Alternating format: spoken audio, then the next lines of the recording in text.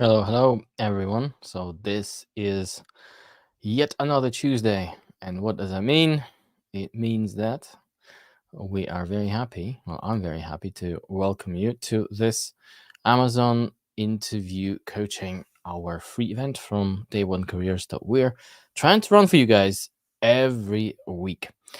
Folks, as you're joining, please use the chat to let me know if you can see me well, if you can hear me clearly, and just say hello while everyone's joining. We're going to start in just a minute once we get through some of the housekeeping stuff. But I can see that we've got Serge joining from Turkey. I hope I pronounced that correct. Merhaba. Yeah, so let me just run you guys through some introductions and basic descriptions of what's going to be happening in this session. And while you guys are joining, just say hello and tell me where you guys are joining from. So my name is Yevgeny. You might have seen me on this channel. You might have seen me on our website as well. So Gigi and I together run Day One Careers. We started this business at the same time. So we had businesses that were doing the same. So Gigi used to work for Amazon for a few years as a senior leader, as a hiring manager, amongst other things. She was also a bar raiser. And if you guys are interviewing for Amazon, you know exactly what that is. So she started Amazon Interview Academy. So she started coaching candidates and producing YouTube videos because like me, she could see that plenty of folks with amazing functional profiles were still finding it hard to interview with Amazon because they lacked interviewing skills. And so she decided to start her Amazon Interview Whiz Academy, and that's why she is the one and only Amazon Interview Whiz.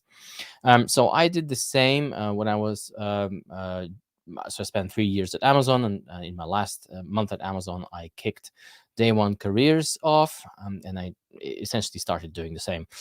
Started coaching, started producing content, and then at some point in time, there was one candidate who both Gigi and I used to work together, and so she connected us, and she said to us, "You guys should talk," and so we talked, and then what followed from there is we decided to merge our businesses under Day One Careers as a brand, and so that's where you guys are now. So housekeeping, what's going to be happening today? This is your opportunity to ask me any questions that you have about behavioral interviews, and that's basically it. If it's within this scope, then I'll do my best to answer. Now, if you have something very, very generic, like, hey, I've got an interview with Amazon next week, do you have any tips? For stuff like this, we've got our YouTube channel. There's plenty of tips in there, and it keeps on growing. And on the other hand, if you ask me something superbly functional, like I have an interview for a data center construction manager, that's my favorite example of something very niche and functional. Do you have any tips? And unfortunately, I'm going to say, well, not really, because functionally, there's just way too many job families and functions at Amazon for us to know all of them. Like Gigi and I used to be marketers, so if you have any questions about marketing interviews, of course we can do it. But this is not the topic for it. Here we are all talking about behavioral interviews at Amazon, which tend to be more or less uniform across all roles. So the way this works, folks, is you see there's a chat. So paste your questions, type your questions into the chat box, and I'm going to be bringing them up on the screen and hopefully answering them one after another. Don't be shy. There are no silly or bad questions. Let's just get a few of those in so that we have a queue going. Meanwhile, we've got folks joining from Seattle. Amazing. Welcome. We are based in London, and I've always thought that the weather in London and in Seattle is literally the same. So if you If you are happy living in Seattle, you're gonna be very happy living in London, and I think vice versa, as the weather is very temperamental. We've got folks joining from Bangalore. We've got someone joining from sunny Florida. Ooh, makes us all very jealous. It's very muggy outside here in London, I should say. And yet, we've got Gabriele or Gabrielle joining from snowy New Jersey. So keep your questions going. So let's start with some questions. So this one is from Gabrielle. I am up to 19 archived roles with Amazon and Audible now. Should I keep applying? There's no reason. There's no kind of downside for you from if you keep applying, and there's no benefit if you stop applying. The thing is, it's hard to know why these roles are keeping archived, and I'm assuming this is because you're not getting interviews.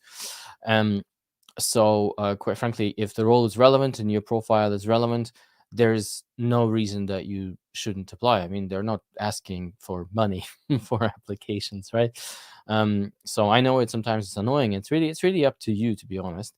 Now, if there is any feedback that they've ever shared with you around why your profile isn't getting traction, then of course do share it here with me in the chat, Gabrielle.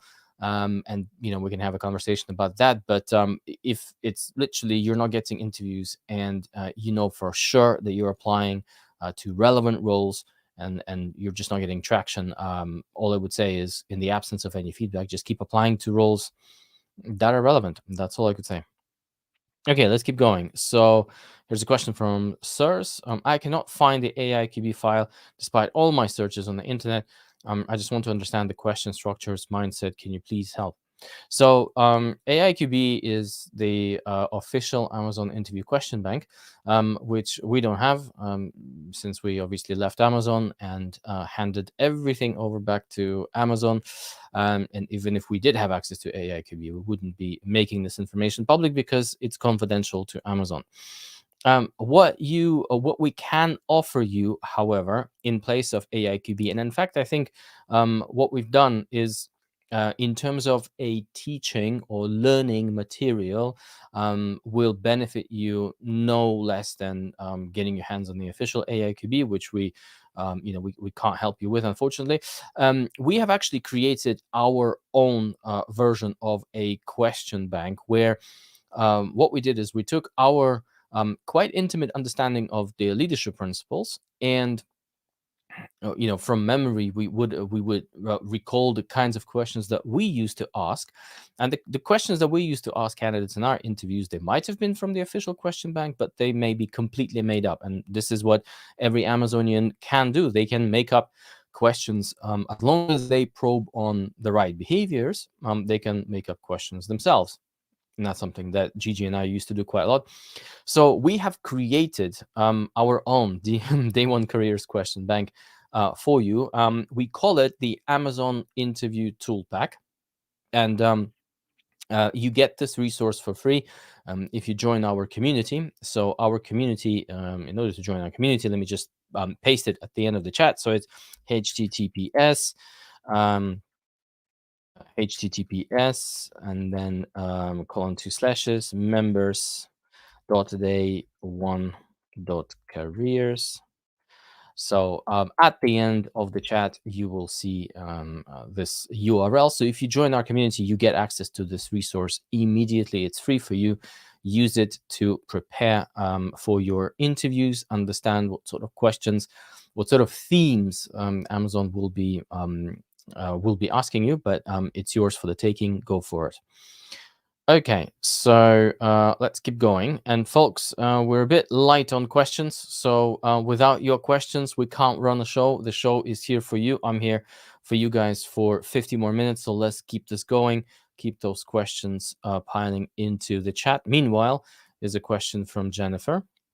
And the question is, I have an appointment tomorrow with a recruiter. Is there any preparation needed? Well, it depends on what appointment you have. If this is a recruiter screen and it is tomorrow, then I guess yes, it might be a good idea for you to have a little bit of a preparation, mostly around why Amazon and tell me about yourself type of question. So have your motivational pitch ready, and try to think around what elements of your career have prepared you for what is in the job description of the role that you are applying for.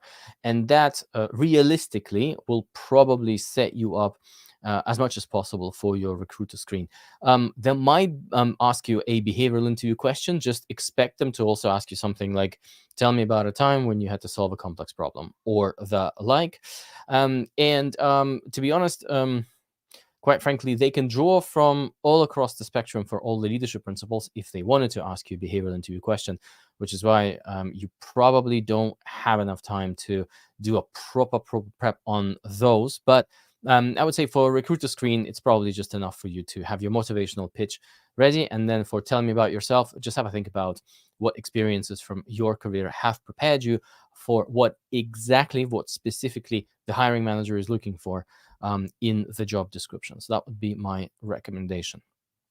All right, so let's keep going. Here's a question from Sushma. And Sushma, if I've just butchered your name, my apologies. We do that quite a lot here at Day One Careers. If you want your name butchered, come to us. We'll be happy to deliver. So the question is, I have my loop in 2 weeks' time for a mid-level position in the London HQ. Great HQ, by the way. I absolutely loved working there. Great building, great environment, amazing food all around.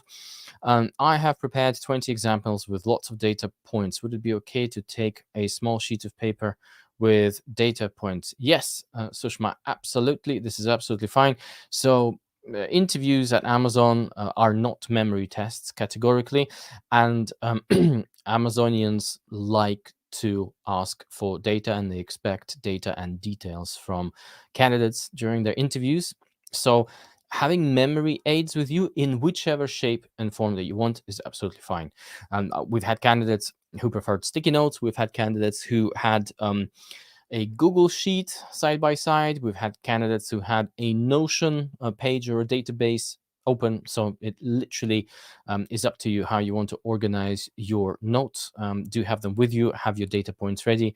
The only thing that we've heard some Amazon recruiters ask is that you just don't read from a script. And that's something that we also recommend, because if you decide to read from a script and you encounter a chatty interviewer like Gigi is, for example, she likes to follow up and sort of double click on the stuff that you volunteer as soon as you volunteer it.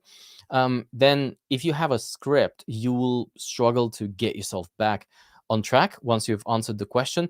So if you have bullet points, which is what we recommend, the bullet points are a much more flexible instrument for you to be able to answer the question, but then quickly locate where you are in your story and get back on track. But otherwise, do have your notes with you. No problem with that. And good luck.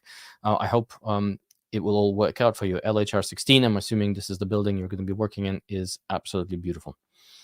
Okay, keep those questions going, folks. I just have one more question here in the queue, so let's get those questions in.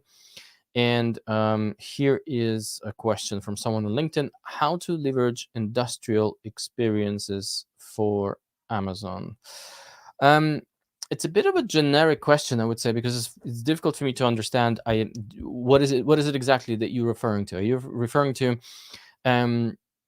in general career, in your sort of career at Amazon, or is it purely for your interviews, or are you trying to think what types of jobs and job families might be suitable for you given your specific industrial experience? So it's very hard to answer this question precisely, which is why I'll probably have to give you an overall kind of overview and based on what I think you're asking. So Amazon tends to hire from across the spectrum, from across industries. I have encountered folks who came from startups, small businesses, mid-sized businesses, Fortune 500 companies, and within Fortune 500s, I've seen just about everyone. Seen folks from consulting companies. So really, there isn't an industrial profile that is uniquely Amazon. Also, Amazon has plenty of folks with MBA degrees, and they would have had something technical before, even non-technical, and they would have come through an MBA recruitment program to Amazon, or someone like myself who used to be an experienced hire. The thing that Amazon is looking for is that you will be raising the bar. And so if they're going to hire you with industrial experience, they would want you to come packed with more expertise and more experience per, pound for pound, compared with the rest of the Amazon community who works at the same level as the role that you're interviewing for and in the same job family. So if you're an experienced person with a lot of industrial experience, do look for a role that matches your profile, and you'd be surprised how many folks with industry experiences from different walks of life end up at Amazon and are doing really, really well. But if you have any clarification to your question, feel free to add it back to the chat, and I'm going to make sure that I will address it. So meanwhile, let's keep going and get those questions going, folks. I've seen some more of you guys have joined, so keep those questions going and I will keep answering. So here is a question from Himdari. Himdari, so if I want to switch job roles at Amazon from a BA, I'm assuming business analyst, but do correct me, Himdari, if this is not what you mean, to PM, to product manager, what are the right steps to plan this change? What is there an optimized workflow to refer while planning such changes? How to access the trade-offs? Yeah, it's hard to know.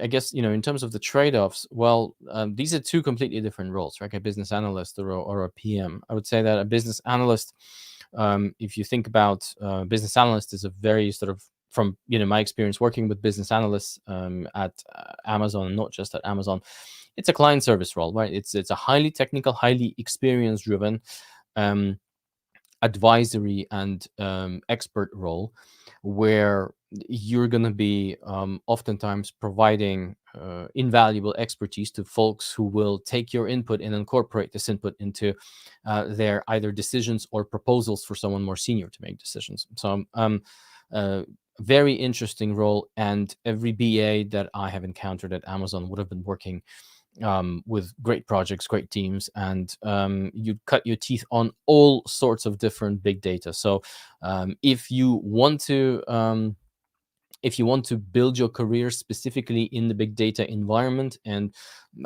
progress from a BA to become for example, a data engineer or a business intelligence engineer, which are, to be honest, if you've looked at the fastest growing functions and fastest growing are experiencing a huge growth. And to be honest, there's no reason why it should ever stop, because we keep on collecting more and more data, and our decision making becomes more and more complex.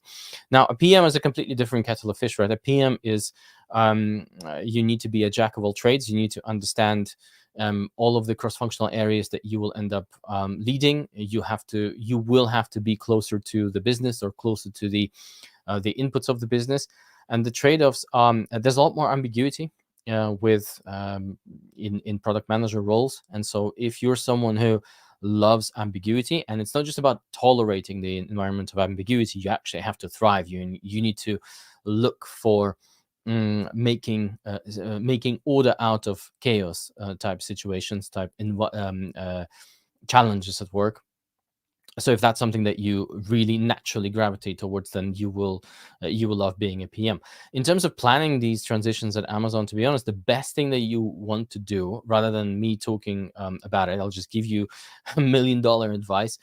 Have a coffee chat, arrange an informal coffee chat with a team lead in whose team you would love to be a PM, and just be very transparent to say, look, I'm a BA, I want to be a PM in your team. I do realize that I probably lack a lot of experience. what could be the path, and how could we make this happen. And you would be surprised how many Amazonians will just mentor you and will help you on this journey. So good luck with that, but let's keep going. So here's a question from Jennifer. Again, I might be interviewing virtually, which will not show I am a wheelchair user. Okay. Being a wheelchair user has helped me regarding LPs. Okay. Is it appropriate to mention this as an example with work experience? Look, I would say it really depends on how you want to connect it with your professional experience. Because I would say, a personal situation that presented a challenge to you, that if you can connect it to some sort of professional experience, I would recommend doing that. Because at the end of the day, the leadership competencies that Amazon is looking for, if you think about the types of questions that they're asking and the facets that they're asking, it is something that inevitably needs you to contribute to something other than your own personal environment. It has to be, with regards to impact, it needs to be something that you've generated on something other than yourself. It's absolutely nothing to say that, and nothing to suggest that having a personal challenge and a mountain to climb and master, like the one that you've just mentioned, isn't important. It is. All I would say is just be biased towards towards talking about how you have delivered professionally while using leadership principles, and in personal conversations, in Q&As, in tell me about yourselves, for example. This is a great opportunity for you to mention how you managed to navigate and overcome the challenges that these conditions present. And you've got a full support and good luck from us, and let us know how you go. And I hope you land it, and let us know what role you're interviewing with for, by the way. Just let me know in the comments. I'd be very keen to know. Right, and let's keep going. So here's a question from Hazem. I'm now working on my writing exercise as part of my interview. Do you recommend a kind of a structure on how to write my answer? If yes, is there a standard template that I can use? So what we're saying is, and by the way, there isn't a formalized structure. All they're looking for is that you impose a structure, some sort of framework. If you like me, if you like the pyramid principle type of structure in writing, then use that. If you want to use the star structure, then you can also use that. And if you think about even star, right? So star is being promoted all across the internet as an interviewing sort of storytelling technique, but actually it is just a story type narrative framework. You can apply star to just about any story that focuses on someone solving a problem and delivering impact, and the story being delivered in detail. So if you're familiar with star, for example, just use in the star format. You can even be rigid with how you're almost like transitioning from one section to the other. You can say, and so the actions that I took were 1, 2, 3, 4, 5, and write about it. So you can use these subheadings. I personally prefer not to use these subheadings. So my preference is to, in my writing example that I submitted to Amazon when I was a candidate, I would use the star format, but I would just follow it loosely and maybe add a couple of connections in there. But other than that, really, there is no any set structure. The only thing we would say by way of advice for the writing exercise is keep it to maximum 1.5 pages. There's no need to write a massive novel, and keep it dry and brief. So Amazon is an environment that loves facts and data, and they prefer to adjectives and adverbs. Simple business English is best because you want someone to understand what you're writing about. And as you can imagine, if your audience isn't familiar with your specific acronyms, then I would say you probably need to explain your acronyms. But otherwise, simple business English, nicely structured, font size 11, 1.5 pages. loosely following star. Can't go wrong. Okay, let's keep going. So which one is the next one? Oh, there you go. So there's Alex. Hey, Alex. So what are the typical questions to ask for a machine learning engineer in a phone interview? I'm not sure, Alex. Are you asking? Are you are you interviewing someone? Are you an Amazonian? Are you interviewing someone? And are you asking me to suggest the typical questions that you can ask, or are you asking me what typical questions would they ask you as a machine learning engineer in a phone interview? I'm going to assume it's the latter. So, folks, phone interviews are not as predictable as your loop, because phone interviews can be entirely a catch-all type scenario. So they can ask you, why do you want to work at Amazon? They can ask you, tell me about yourself, which is a bit of a hybrid pitch. It's part motivational, part functional. They can say something like, can you walk me through your resume? That's also possible. And then, for a machine learning engineer, they might have some technical questions for you. Technical questions isn't something that you can immediately prepare for. It's something that your career hopefully prepares you for. My advice is, for all things related to any specific technical assessments, always ask your recruiter. And in most cases, your recruiter will just tell you. So if you need to be building something using a whiteboard, for example, they will tell you to get ready for those. If they haven't told you to get ready for those, then it could be a catch-all of why Amazon. Tell me about yourself, walk me through your resume, and some technical questions about the knowledge of machine learning concepts, or your experience of deploying these machine learning concepts in actual work and hopefully delivering some results. The only thing that I will tell you, and this is just a general advice that we're telling to everyone, if you are asked a functional question in some sort of hypothetical form, like how would you solve a specific functional problem, it's always best to answer this question with an actual story if the kind of problem that they're asking you about is something that you've solved in the past. Trust me, with Amazon, it's going to go a long way if you manage to convert a hypothetical question into a behavioral question. But good luck, Alex. I hope you get it.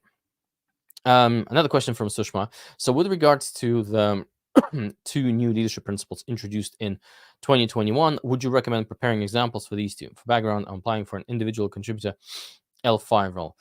Right. I'm going to give you my personal opinion, right? And as you guys know, we're not affiliated with Amazon. It's been a while since we left, but we're getting plenty of insight into what is happening through the active coaching practice that we have. And based on our experience with candidates, kind of the candidates that we work with on a day-to-day basis, it is quite rare at the moment for Amazon to ask anyone any questions on the two latest leadership principles that they've added on top of the original 14. We don't particularly have an opinion why that is. We know that they're trying to kind of get around how to interview candidates on these two new LPs, but it's just we haven't seen much evidence of them doing it now. And specifically for junior roles, not a lot, to be honest. So is it worth for you to preparing examples for these two? So look, in this universe, everything is possible, right? Everything that doesn't contradict the laws of physics, in theory, is possible. So, could there be a 0.00001% chance that they'll ask you a question on it? Yes, but it's incredibly unlikely. So if you're trying to prioritize what leadership principles to prepare for, those two leadership principles would be the last on my list. So I would say probably not a good idea to prepare for them. Okay, let's keep going. So yes, Jennifer, I see that you're interviewing for a new role, compliance in pharmacy. I hope you get it. And I hope everything goes well. Do join our community. Locate that URL in the chat and say hello and let us know how things are going. Right, folks. So we're coming to the middle of the show, and we're gonna continue for half an hour more. But while I am going through more questions. I do need to ask you for something, and that is, we're working our backs off to bring this content to you guys, do these live sessions. We run a community. We invest a lot of our time, effort, money in producing content, building AI tools and everything, paid, free, all sorts of tools. And you'd be surprised, and we are surprised, that despite all of this, all of our efforts, there's still a lot of absolutely junk content out there from some other folks running around YouTube. And then candidates come to us with really bad experiences, having taken some advice that is unqualified, and then us having to help them through it. So we need your help to make our content reach more people, specifically this free content that we're making available for free to on YouTube. And the only thing I'm asking you guys is like this stream and subscribe to our channel.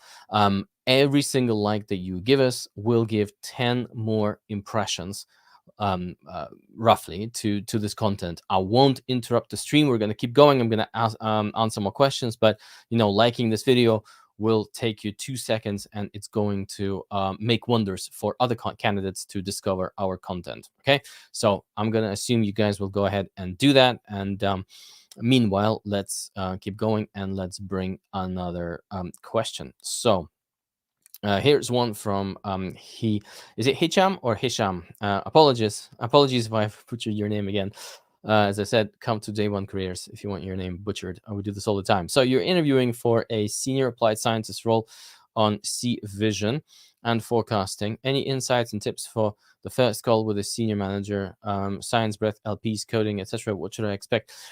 Hisham, as I mentioned in the beginning of the of the interview, we're not experts on the functional sides of the interview, because there's just way too many roles at Amazon for us to know kind of every single scenario. Literally, there are thousands of job families, and it would be impossible for us to know on a functional level or technical level what they would ask you. On a non-technical level, and you most likely will have some sort of non-technical questions for the first encounters with Amazon, whether it's your recruiter screen or your hiring manager screen. You should expect things like, why do you want to work at Amazon? Tell me about yourself, and walk me through your resume. These are very popular questions that they ask almost everyone who goes through phone screens. So have your motivational pitch ready, have your tell me about yourself ready, and just know what's happening in your resume, because they might ask you. The phone screens is the type of interview at Amazon that is most similar to what you would experience to other companies. Now, as soon as you progress to the loop, this is when it changes and things will become very, very Amazonian. But good luck, Cham, and I hope it works out for you. Apologies, guys, for a little cough. I think my kids might have gifted me a little something that they brought from school. So here's a two-part question from Eden. So Eden, you're applying for a senior PM role. What makes that role senior? How do I know if I'm qualified? You don't. There's no way for you to know if you're qualified. The only way for you to know if you're qualified is indeed for you to go through the loop and for you to get the job. This is the short answer. The long answer is, look, every hiring manager has their own idea of what they're looking for, and the way that they will level the role is they're going to benchmark what sort of experience the hiring manager might expect from someone in an L6 role as opposed to an L5 role, as things are currently at Amazon. And this is how they're going to grade the role, and this is what will immediately kind of travel into the job description. As every large company, Amazon will have some sort of, they'll have an idea of, for very popular job families, and PM is a popular job family. There are a lot of PMs at Amazon. What an L6, a senior PM, is supposed to be doing differently or being able to deliver differently to an L5 PM.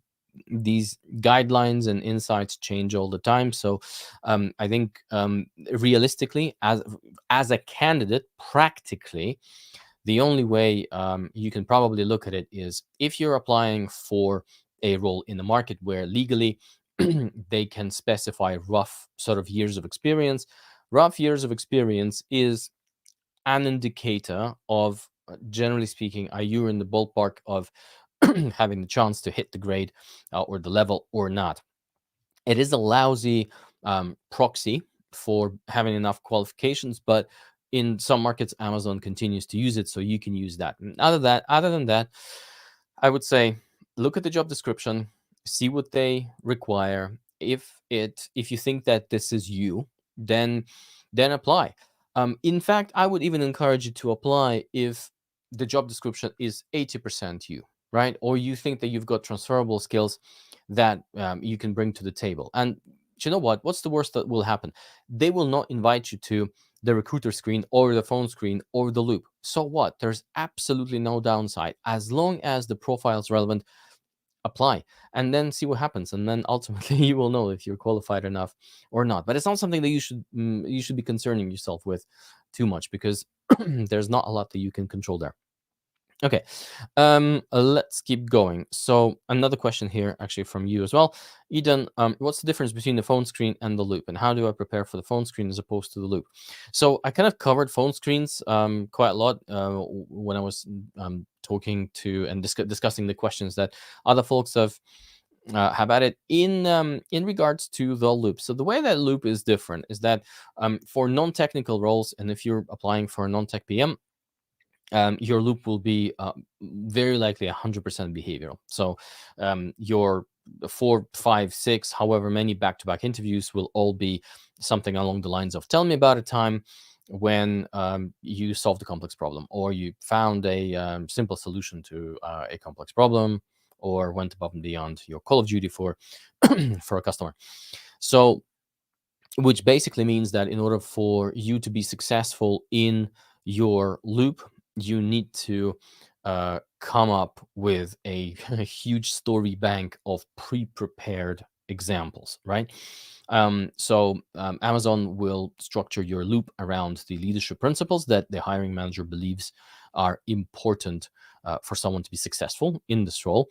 And these leadership principles will then be assigned to in every individual interviewer, and typically interviewers will come with 2 leadership principles assigned to them.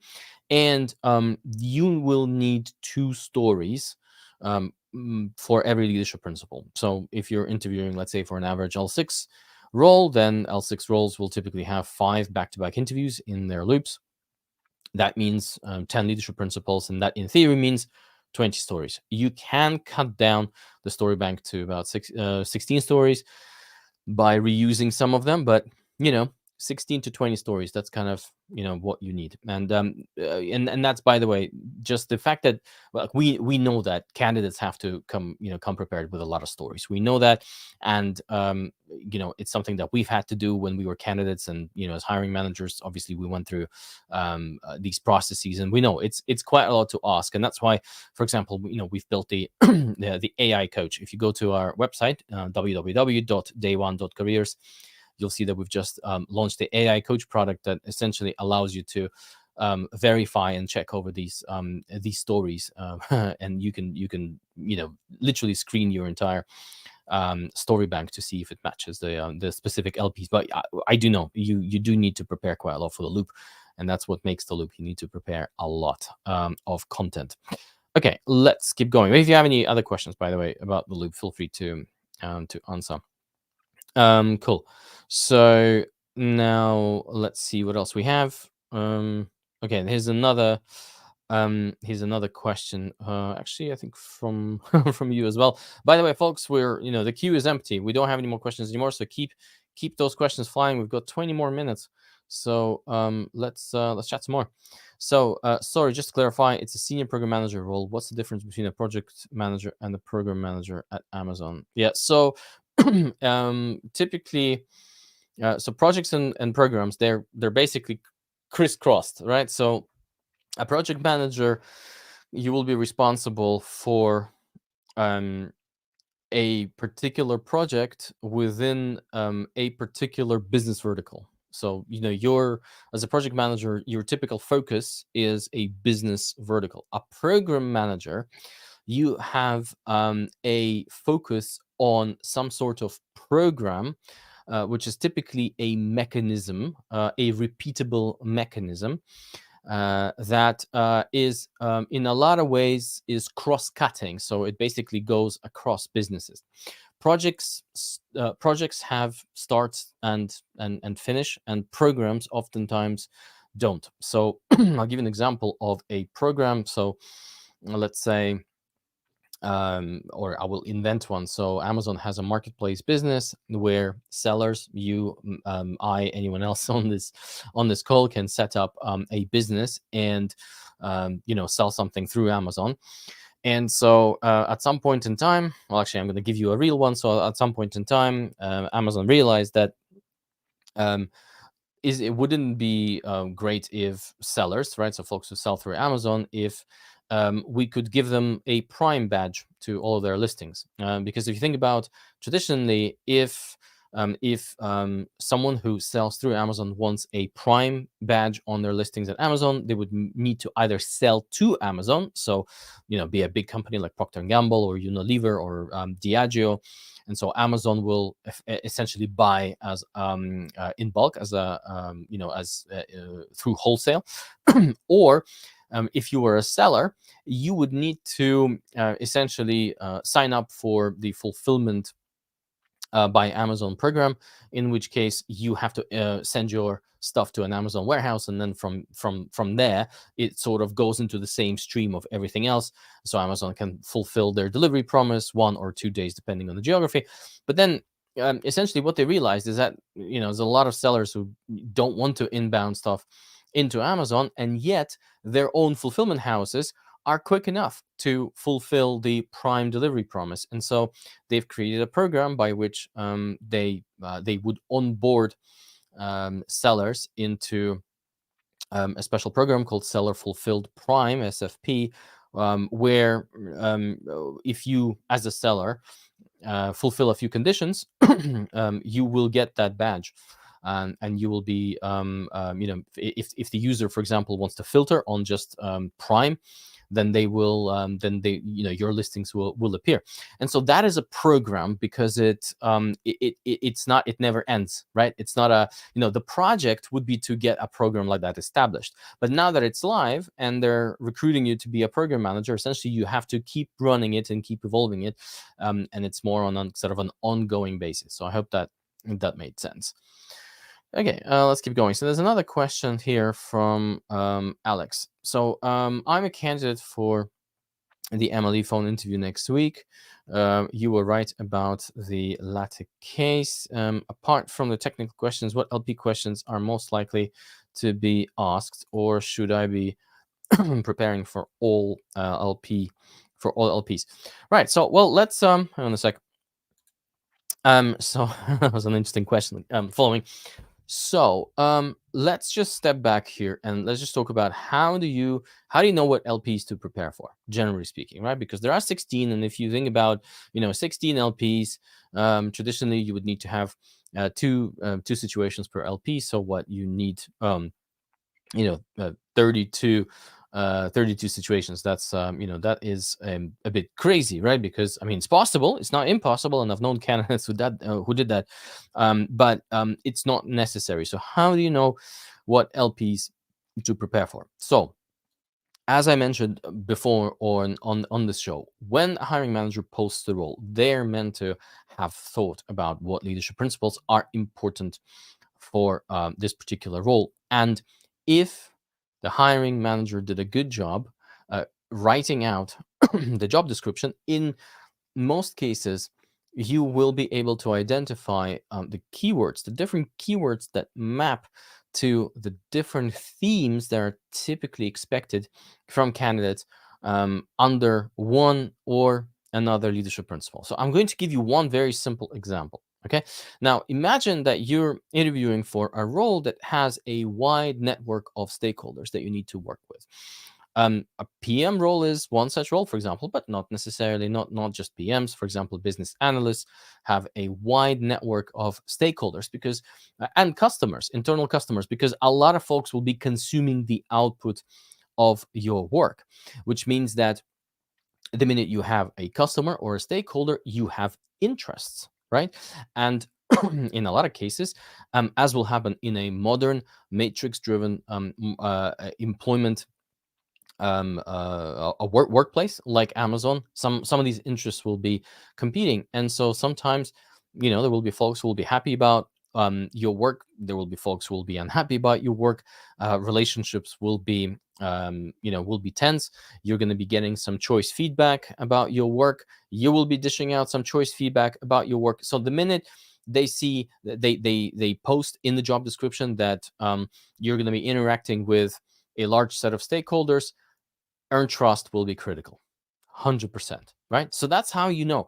And so what we recommend is you take that job description, make it your first port of call to figure out what leadership principles are important for the role, and scan this job description with paying very close attention to the keywords that are typically scattered around, peppered and dotted around that job description, and then try to map them to your best understanding of the leadership principles. And that's how you can approximate the menu, the preparation menu of the leadership principles that you'll need to prepare for. So we have a video. In fact, I think we even have 2 videos in our YouTube channel where Gigi does exactly that. She takes a job description and she takes it apart.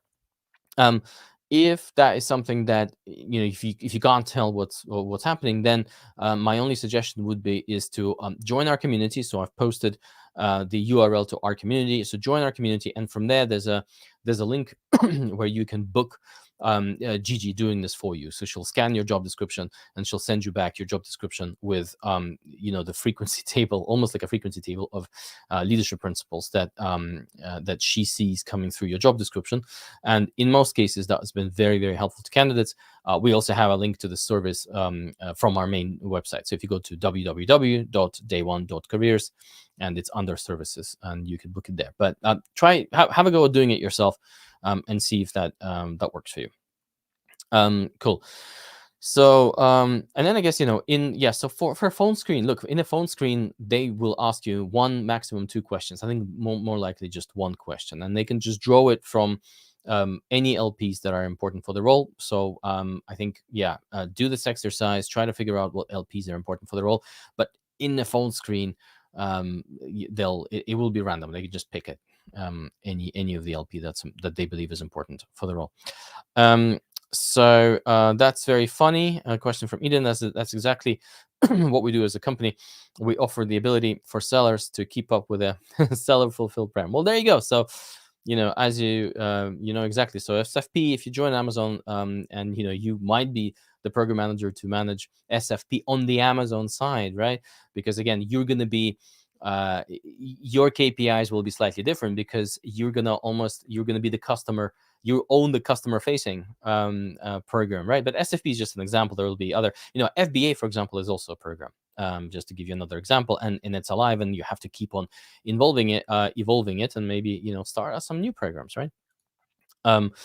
The business that I joined at Amazon, called Amazon Launchpad, was a program, because it had a very sort of repeatable set of incentives and commitments and benefits that would reward startups for listing their stuff on Amazon, which was very successful, and I believe still is. Okay, let's keep going. Another question here from Eden. What experience in that area helped me get a job at Amazon? Since I know a lot about Amazon, how it works, the program and structures, as well as the seller's need and want. So look, I'm going to give you my personal opinion, as almost like a hiring manager's view, right? So it's very difficult to vouch for Amazon in general, and we can't do that since we don't work there.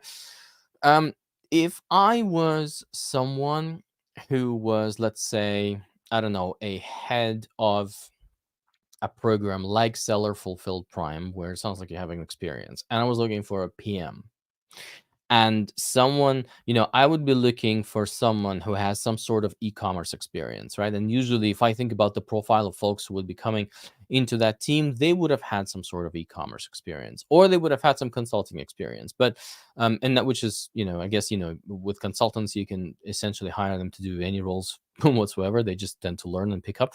But with regards to if you were looking to join a program like that, then yeah, for sure, your experience would be very helpful in for you to get that interview, right? Because if they're hiring for someone to lead SFP or aspects of SFP, then you having experience that matches that demonstrates that you worked with this particular program on the other side, yeah, that it would definitely be useful. In fact, I'll give you an example from a completely different world, also Amazon. So for example, um, a lot of roles at AWS are what's called a cloud solutions architect, right? Which is a customer facing role that helps Amazon build or propose a collection of different programs and services for current or potential customers who purchase various different cloud products from AWS.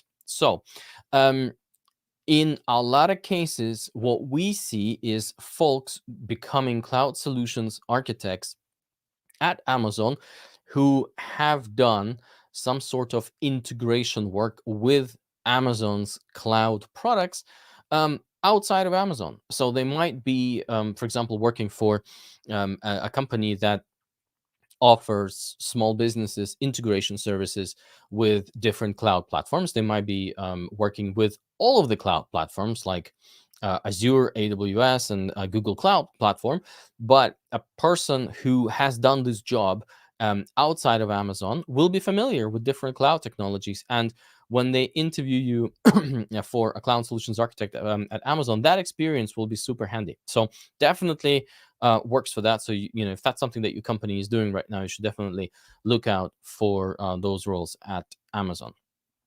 Um, and Eden keeps on contributing questions, folks.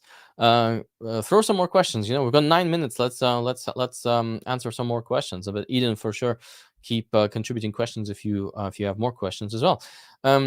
So, how many times can one apply to Amazon? As many times as you want.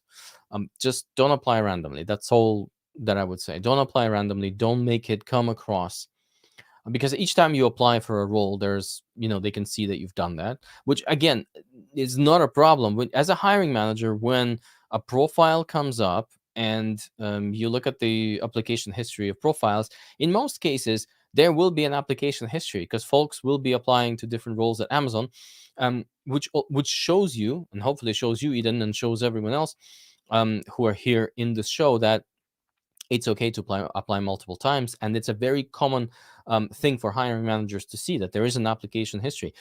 What is important is that when they see, for me as a hiring manager, and I'm speaking from my experience, if I'm looking at the application history of the candidate, that the applications are not random.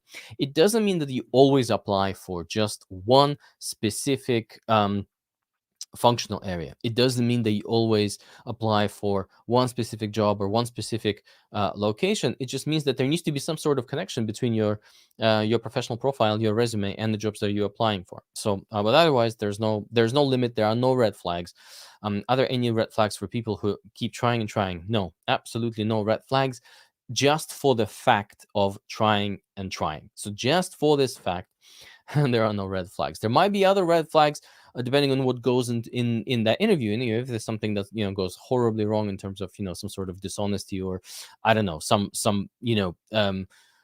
gross crazy stuff that happens that has nothing to do with you applying, then there might be some red flags. But generally speaking, like if you apply in good faith, if you interview in good faith, if you're honest, and if you don't lie in your interviews, if you're just doing anything that 99.9999% of all absolutely standard applications and normal candidates will do, there's absolutely no issues. There's no reason why you should stop applying.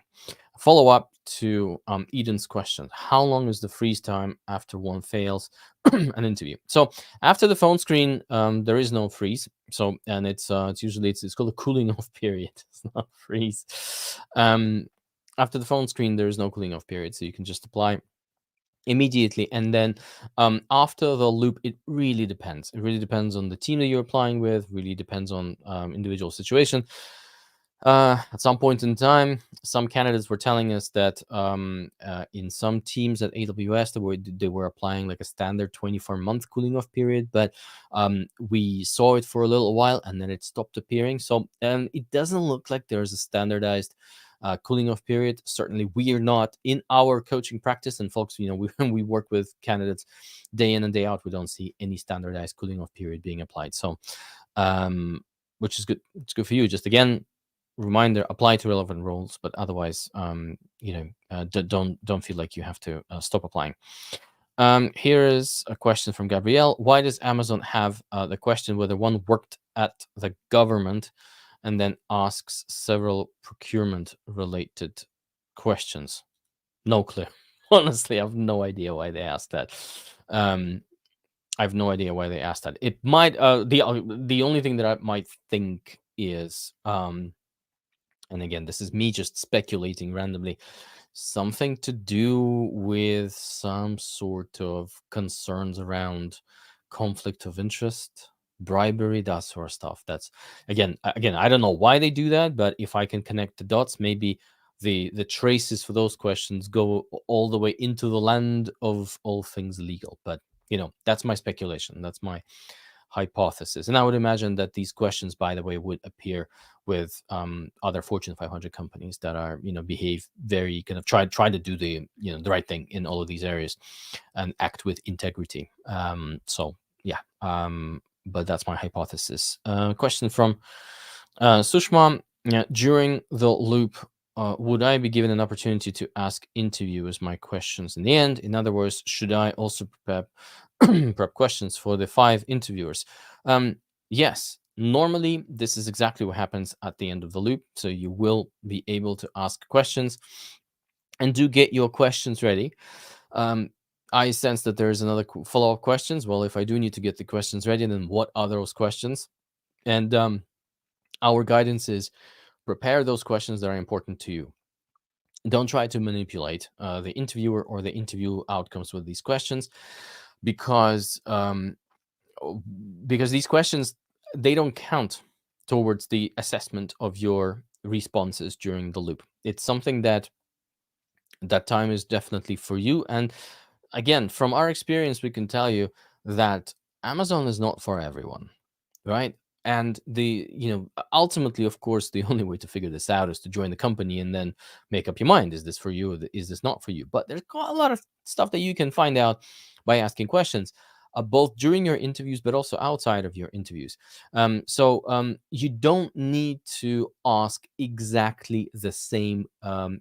You don't need to ask different questions to different interviewer, right? And I know that if you have if you have 5 interviewers, for example, having 5 sets of questions, it's a bit difficult. But it's not necessary, because the questions are not for them, it's for you. Ask questions that are important to you. Ask questions literally about anything. Is it work and life balance? Ask that. Yeah, there's no harm in doing that. If you want to understand, say for example, if you have a very tenured interviewer who's been at Amazon for 15 years, given that the average tenure is a lot lower from what it seems these days, ask them why they stayed, what kept them there, what are those things that keep keep them excited. I don't know, literally just wanted to give you some ideas to inspire you, because there's no such thing as a bad question.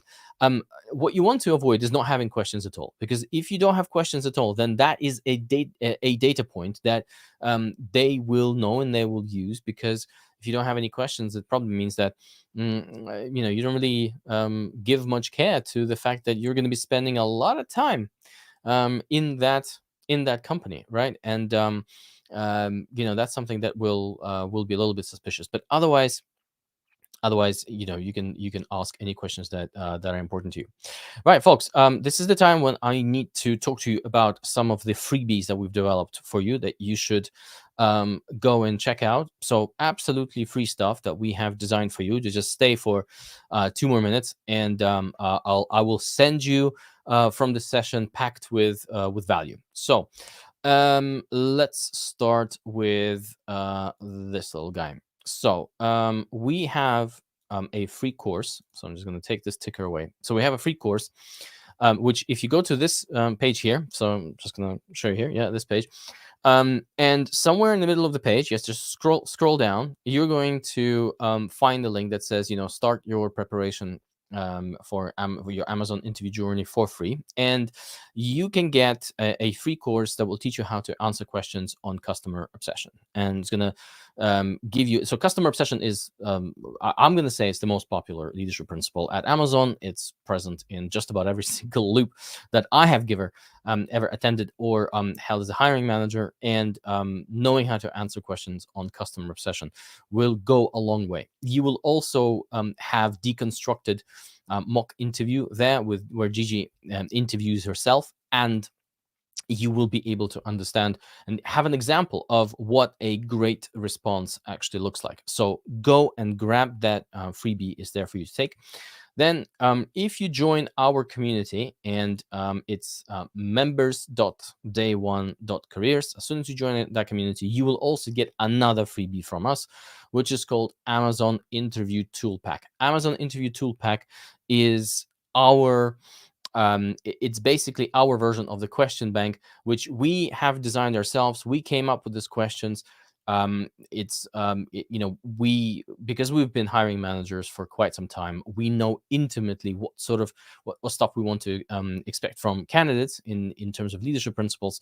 So it's a great resource for you to have to prepare for your interviews, to schedule interviews with your buddies, and yeah, so just grab that resource. The third freebie, I have a fourth one as well, so just keep hanging. So the third freebie is we've designed our own custom GPT. So if you have a GPT, Chat GPT Plus subscription, and I know it's not cheap, but we have it, and I think it's absolutely beautiful. So if you have that subscription, if you go to Explore GPTs, which is the OpenAI's GPT store, we have built an Amazon interview coach. So search for Amazon interview, and you will have an official GPT from Day One Careers, and that bot is trained on all of our YouTube content. So essentially, as long as we've covered it in our YouTube content, that bot will be able to answer questions for you. So go and if you have a subscription to ChatGPT Plus, use that bot. Just if you do use that bot, just keep in mind that the restrictions in terms of messaging, like how many messages you can type into that bot, they are the same that OpenAI imposes on anyone who is using GPT-4 in ChatGPT Plus. So, if at some point in time you've asked it too many messages and it tells you, oh, sorry, you need to wait, it's not us imposing those limits on you, it's OpenAI. So go right to them, don't write to us. Okay.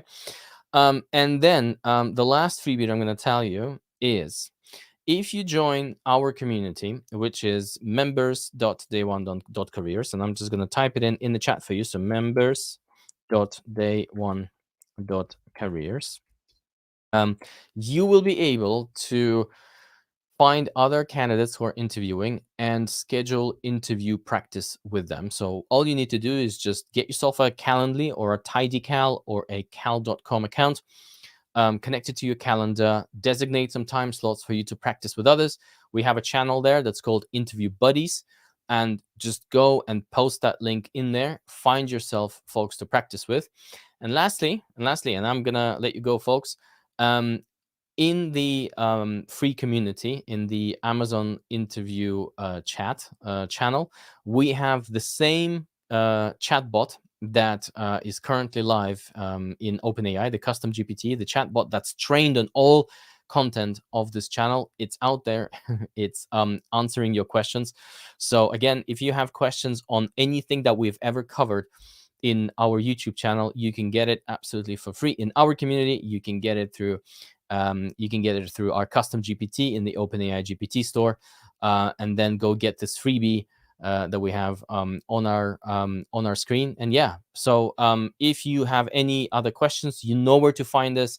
We are in that community. We're answering, the bot will be answering questions. Find other candidates, and otherwise, folks, good luck with your interviews, and we'll see you. And we have a final question, so I'm just going to bring it up. Are you or the team on LinkedIn? Would it be appropriate or not to add you? Seems conflicting. Yes, totally appropriate. I'm on LinkedIn. Just search for my first name and my last name, and I'll add you. So take care, guys. We'll see you next week. Good luck with your interviews. I hope you get the jobs that you want.